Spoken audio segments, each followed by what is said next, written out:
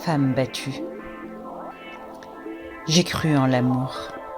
Il était beau, il était tendre, avait un regard bleu, envoûtant.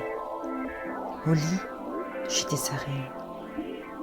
J'ai été séduite, rapidement, sans le connaître. J'ai été éprise et cru en l'amour. Mais tout ça n'a pas duré.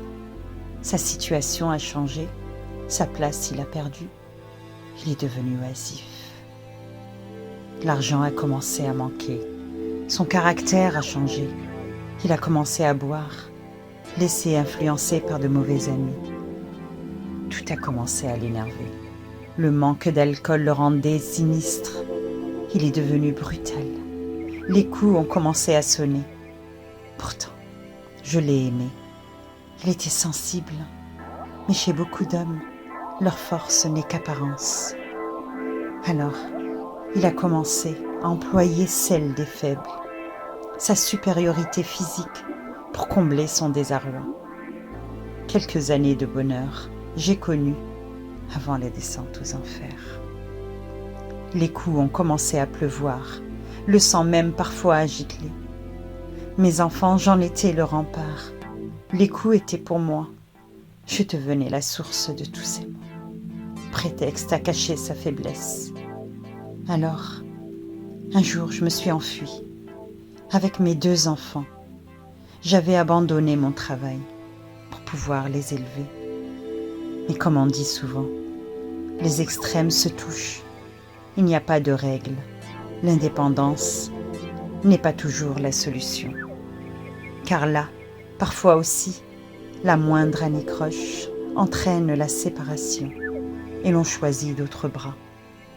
Alors, la jalousie s'installe, des menaces de mort, parfois proférées, des harcèlements continus, la violence s'installe.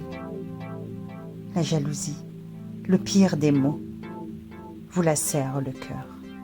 La raison s'obstrue et parfois crime se produit.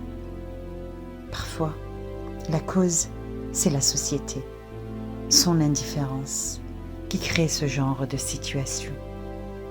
Pendant des siècles, mon travail de femme a été nié alors que nous portons le poids des générations futures. Quelle tâche ne devons-nous pas accomplir quand nous sommes femmes au foyer, bien aussi éprouvantes que ceux qui travaillent en extérieur?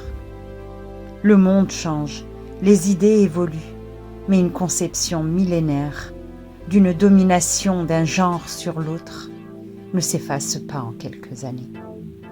Je suis femme, battue, veux qu'on sorte du silence, qu'on soigne et rééduque ces malades qui n'emploient rien que la brutalité pour cacher leur faiblesse.